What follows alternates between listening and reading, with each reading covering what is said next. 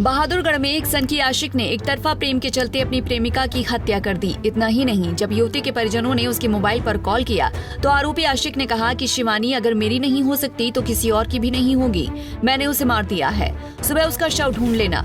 आरोपी आशिक और मृतक युवती के परिजनों की एक कॉल रिकॉर्डिंग भी सामने आई है, जिसमें सनकी आशिक शिवानी की हत्या की बात को बोल रहा है। युवती का शव सुबह के समय जाखौदा गाँव से आसौदा जाने वाली सड़क के किनारे एक खेत में मिला। घटना की सूचना मिलते ही आसौदा थाना पुलिस मौके पर पहुंची और मामले की जांच में जुट गई।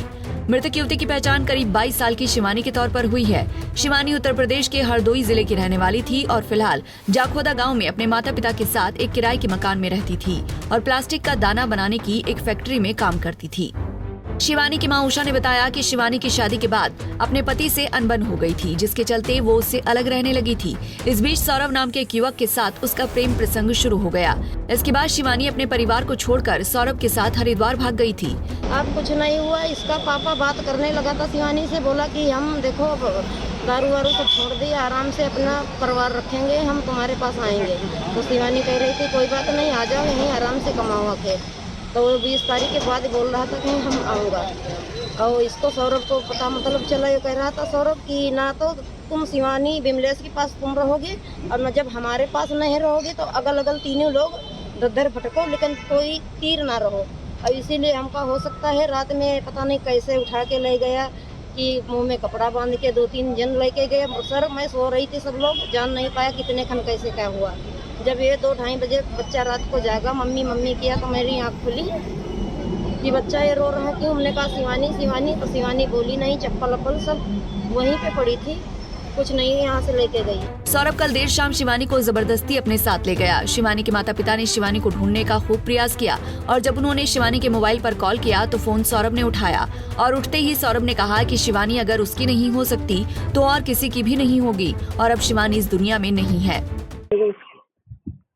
बात कान सुन कर दो यार, कम से कम रिकॉर्डिंग करिए तब भी मैं कुछ नहीं कर रही हो।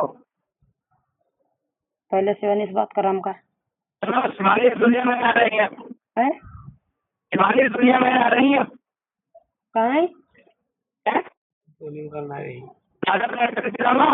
हमने तुम्हें लाख बार समझा कि शिवानी जब वापस आई जाओ, जब वापस आई जाओ, नहीं आई, ना आई सही, ना मेरी गए ना किसी और की गए, मैंने मार दिया उसे। कहाँ मार दिया? मार दिया मैंने शिवानी को। अब क्या पता लगा ले, जो करना है ना क्या करा दिए।